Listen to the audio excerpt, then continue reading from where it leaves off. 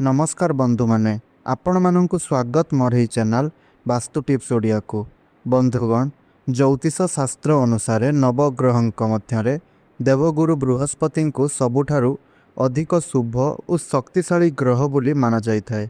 देवगुरु बृहस्पति को देवता मानंकर गुरु बोली मध्य कहा जाइथाय एवं एही गुरु ग्रहटी ज्ञान, धर्म, धन, सफलता, भाग्य और सम्मानर प्रतीक अटे।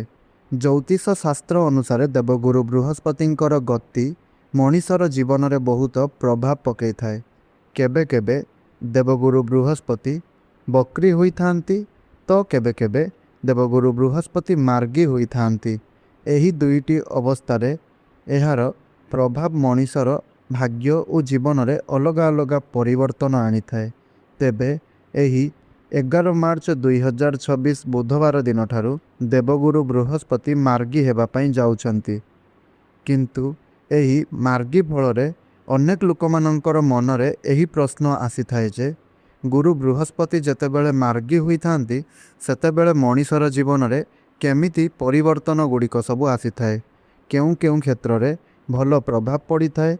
धन, शिक्षा, क्यारियर और परिवार उपरे एहार केमिति प्रभाव रही थाए।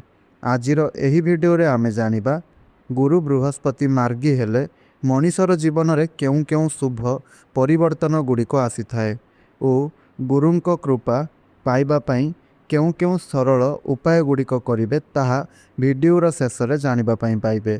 तेणु वीडियोटी को शेष पर्यंत आपण निश्चय रूप से देखंतु, कारण एही तथ्य आपणक जीवन पई बहुत उपकारी हुई पारे। हेले ता पूर्वरु आपण जदि एपर्यंत मोर एही चैनल टी को सब्सक्राइब करि नाहंती तेबे चैनल टी को सब्सक्राइब करी पाखरे आसुतबा बेल आइकन टी को प्रेस करि दियंतु एवं वीडियो टी को गोटे लाइक करी कमेंट बॉक्स रे भक्ति आ विश्वासर सहित जय देवगुरु बृहस्पति निश्चय रूप से लिखि दियंतु एवं वीडियोटी को आपणकर सांगसाथी आ परिवारर सदस्य मानक सह शेयर निश्चय रूप से करंतु। तेबे बंधु माने ज्योतिष शास्त्र अनुसार गुरु बृहस्पति को नवग्रह मानक मध्यरे सबुठारु शुभ ग्रह बोली माना जाए। एही ग्रह ज्ञान, धर्म, भाग्य, धन, सफलता और उन्नतिर प्रतीक अटे। मनीषर जन्मकुंडली रे जदि गुरु ग्रहंकर स्थिति भल थाए सही मनीष जीवन में अनेक सफलता और सम्मान पाइपारे। किंतु जेतेबेले गुरु बक्री अवस्था रहंती सेतेबेले अनेक काम विलंब होई पारे, भाग्यर सहयोग कम मिल पारे और केतेक समय मनरे अस्थिरता मध्य आसीपारे। किंतु जेतेबेले देवगुरु बृहस्पति मार्गी होई थांती सेतेबेले मनीषर जीवन में धीरे धीरे अनेक शुभ परिवर्तन आसीबा आरंभ होई थाए। देवगुरु बृहस्पति मार्गी हेले मनीषर भाग्य मजबूत हेबाकु लागि थाए। जेकोसी काम आपणकर दीर्घ समय धरी अटकी रहिथिला ताहा सबु सफल होई पारु नथिला सेगुड़िक धीरे धीरे सफल हेबा आरंभ करिथाए। अनेक समय रे हठात भल समय मध्य मिली पारे जहाँ आपणक जीवन को नुआ दिग को नहीं जाई पारियो। द्वितीय रे देवगुरु बृहस्पति धन, समृद्धि सहित संपर्कित ग्रह अटंती। तेणु गुरु मार्गी हेले आर्थिक स्थिति धीरे धीरे सुधुरिबा आरंभ होता है। चाकरी रे प्रमोशन होता है, व्यवसाय रे भल लाभ देखा मिलता है किंबा नूतन आर्थिक समय बा अवसर गुड़िक मिलता है। जो माने दीर्घ समय धरी धन समस्या रे पड़ी रही सेमानंक पाई मध्य एहा एक भल समय होता है। तृतीय रे गुरु को ज्ञानर कारक बोली कहा जाए। तेणु गुरु मार्गी हेबे फल छात्र छात्री यह बहुत शुभ समय हो पारे। पढ़ाशुण ध्यान बढ़ी जाए और नुआ ज्ञान अर्जन करिवार इच्छा मध्य वृद्धि प्रकाश करिथाए। एही समय रे परीक्षा, पढ़ाशुणा किंबा शिक्षा संपर्कित काम रे सफलता मिलता है। चतुर्थ रे देवगुरु बृहस्पति मार्गी हेले मनीषर समाज रे सम्मान, मान प्रतिष्ठा इत्यादि बढ़ी थाए। लोक माने आपणकर कथा को गुरुत्व देवा आरंभ करती और समाज रे आपणकर मान सम्मान बढ़ी जाए। एही समय रे अनेक लोक नुआ दायित्व मध्य पाई थांती। पंचम ଦେବଗୁରୁ ବୃହସ୍ପତି ପାରିବାରିକ ସୁଖ ବିବାହ ସହିତ ମଧ୍ୟ ଜଡ଼ିତ। ତେଣୁ ଦେବଗୁରୁ ବୃହସ୍ପତି ମାର୍ଗୀ ହେଲେ ପରିବାରରେ ସୁଖ ଓ ଶାନ୍ତି ବଢ଼ିଥାଏ। ଯେଉଁମାନଙ୍କର ବିବାହରେ ବାଧା ଆସୁଥିଲା ସେମାନଙ୍କ ପାଇଁ ମଧ୍ୟ ଭଲ ସମ୍ବାଦ ଆସିପାରେ। ପରିବାରର ସଦସ୍ୟମାନଙ୍କ ସହିତ ସମ୍ପର୍କ ମଧ୍ୟ ଭଲ ହୋଇଯାଇଥାଏ। ଗୁରୁ ବୃହସ୍ପତି ଧର୍ମ ଓ ଆଧ୍ୟାତ୍ମିକତାର ଗ୍ରହ ଅଟନ୍ତି। ତେଣୁ ଗୁରୁ ବୃହସ୍ପତି ମାର୍ଗୀ ହେଲେ ମଣିଷର ମନ ଧର୍ମ ପୂଜାପାଠ ଓ ଭଲ କାମଗୁଡ଼ିକ ପ୍ରତି ଆକର୍ଷିତ ହୋଇଥାଏ ଏବଂ ମନ ଏହିସବୁ କାମଗୁଡ଼ିକରେ ଲାଗିଥାଏ। ଅନେକ ଲୋକ ଏହି ସମୟରେ ଧାର୍ମିକ କାର୍ଯ୍ୟ ଦାନ ପୁଣ୍ୟ ଓ ପୂଜାପାଠରେ ଆଗ୍ରହ ଦେଖାନ୍ତି। ଏହା ମଣିଷର ମନକୁ ଶାନ୍ତି ଓ ସକାରାତ୍ମକ ଶକ୍ତି ଦେଇଥାଏ। ତେବେ ଦେବଗୁରୁ ବୃହସ୍ପତି ମାର୍ଗୀ ହେବା ଫଳରେ ଆପଣଙ୍କୁ ଏହିସବୁ ମହତ୍ତ୍ୱପୂର୍ଣ୍ଣ ଶିକ୍ଷା ଗୁଡ଼ିକ ମିଳିଥାଏ ଯେ ଜୀବନରେ ସବୁବେଳେ ଧୈର୍ଯ୍ୟ ରଖିବା ଦରକାର, କାରଣ ସମୟ ସବୁବେଳେ ସମାନ ଭାବରେ ରହିନଥାଏ। ଖରାପ ସମୟ ପରେ ଭଲ ସମୟ ନିଶ୍ଚିନ୍ତ ରୂପରେ ଆସିଥାଏ। ଦ୍ୱିତୀୟରେ ଜ୍ଞାନ ଓ ଭଲ କର୍ମ ମଣିଷର ସବୁଠାରୁ ବଡ଼ ଶକ୍ତି ଅଟେ। ଯେଉଁମାନେ ସତ୍ୟ ଓ ଧର୍ମର ପଥରେ ଚାଲିଥାନ୍ତି ସେମାନେ ନିଶ୍ଚୟ ସଫଳତା ପାଇଥାନ୍ତି। ତୃତୀୟରେ ଭଗବାନଙ୍କୁ ଭକ୍ତି ଓ ଭଲ କାମ କଲେ ଜୀବନରେ ସକାରାତ୍ମକ ପରିବର୍ତ୍ତନ ଗୁଡ଼ିକ ଆସିଥାଏ। ଚତୁର୍ଥରେ କେବେ ମଧ୍ୟ ଅହଙ୍କାର କରିବା ଉଚିତ ହୋଇନଥାଏ। ବିନମ୍ରତା ଓ ଭଲ ବ୍ୟବହାର ମଣିଷକୁ ସତ୍ୟ ଓ ସମ୍ମାନ ପ୍ରଦାନ କରିଥାଏ।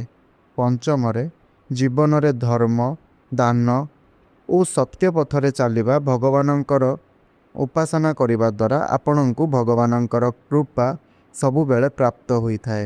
ତେବେ ବନ୍ଧୁଗଣ, ଏବେ ପର୍ଯ୍ୟନ୍ତ ଜାଣିଲେ ଦେବଗୁରୁ ବୃହସ୍ପତି ମାର୍ଗୀ ହେବା ଫଳରେ କେଉଁ ସବୁ ଫଳ ବା କେଉଁ ସବୁ ଘଟଣା ଗୁଡ଼ିକ ଗୋଟିଏ ମନୁଷ୍ୟର ଜୀବନରେ ଘଟିଥାଏ। ଏବେ ଜାଣନ୍ତୁ, ଯଦି ଆପଣଙ୍କର ଜନ୍ମକୁଣ୍ଡଳୀରେ ଗୁରୁ ବୃହସ୍ପତି ଦୁର୍ବଳ ଅଛନ୍ତି ତେବେ ଜ୍ୟୋତିଷ ଶାସ୍ତ୍ର ଅନୁସାରେ କେଉଁ ସରଳ ଉପାୟ ବା ପ୍ରତିକାର କରିବେ ଯାହାଦ୍ୱାରା ଗୁରୁ ବୃହସ୍ପତିଙ୍କର କୃପା ପାଇପାରିବେ। ତେବେ ସେଥିପାଇଁ ପ୍ରତ୍ୟେକ ଗୁରୁବାର ଦିନ ଗୁରୁ ବୃହସ୍ପତିଙ୍କୁ ସମର୍ପିତ ହୋଇଥାଏ। ଏହି ଦିନ ସକାଳେ ସ୍ନାନ କରି ପରିଷ୍କାର ବସ୍ତ୍ର ପିନ୍ଧନ୍ତୁ ଓ ଭଗବାନ ବୃହସ୍ପତି ଦେବ କିମ୍ବା ଭଗବାନ ଶ୍ରୀହରି ବିଷ୍ଣୁଙ୍କର ପୂଜା କରନ୍ତୁ। ପୂଜା ସମୟରେ ହଳଦିଆ ରଙ୍ଗର ପୁଷ୍ପ ହଳଦୀ ଓ ଚନ୍ଦନ ଅର୍ପଣ କରନ୍ତୁ। ଏହା କରିଲେ ଗୁରୁ ଗ୍ରହଙ୍କର ଆଶୀର୍ବାଦ ଆପଣଙ୍କୁ ମିଳିଥାଏ ଆଉ ଆପଣଙ୍କର କୁଣ୍ଡଳୀରେ ଗୁରୁ ଗ୍ରହ ଶକ୍ତିଶାଳୀ ହୋଇଥାନ୍ତି। ଏବଂ ଏହି ଦିନ ହଳଦିଆ ରଙ୍ଗର ବସ୍ତୁ ଦାନ କରିବା ବହୁତ ଶୁଭ ମାନାଯାଏ, କାହିଁକି ନା ଗୁରୁ ବୃହସ୍ପତିଙ୍କୁ ହଳଦିଆ ରଙ୍ଗ ସମର୍ପିତ ଅଟେ। ତେଣୁ ଏହି ଦିନ ଆପଣ ଯେପରିକି ହଳଦିଆ ଡାଲି କଦଳୀ ହଳଦିଆ ରଙ୍ଗର ବସ୍ତ୍ର କିମ୍ବା ଚଣା ଡାଲି ଦାନ କରିପାରିବେ। ଏହାଦ୍ୱାରା ଗୁରୁଙ୍କର ଆଶୀର୍ବାଦ ମିଳିଥାଏ ଓ ଜୀବନରେ ସମୃଦ୍ଧି ଆସିଥାଏ। ଗୁରୁ ବୃହସ୍ପତିଙ୍କ କୃପା ପାଇବା ପାଇଁ ଗୁରୁ ମନ୍ତ୍ର ଜପ କରିବା ମଧ୍ୟ ବହୁତ ଉପକାରୀ ଅଟେ। ତେଣୁ ପ୍ରତିଦିନ କିମ୍ବା ପ୍ରତ୍ୟେକ ଗୁରୁବାର ଦିନ ଆପଣ ଏହି ମନ୍ତ୍ରକୁ 108 ଥର ଜପ କରନ୍ତୁ। ଓಂ ବ୍ରୁଂ ବୃହସ୍ପତये ନମଃ। ନିୟମିତ ଭାବେ ଏହି ମନ୍ତ୍ର ଜପ କଲେ ଗୁରୁଙ୍କର ଶୁଭ ପ୍ରଭାବ ବଢ଼ିଥାଏ।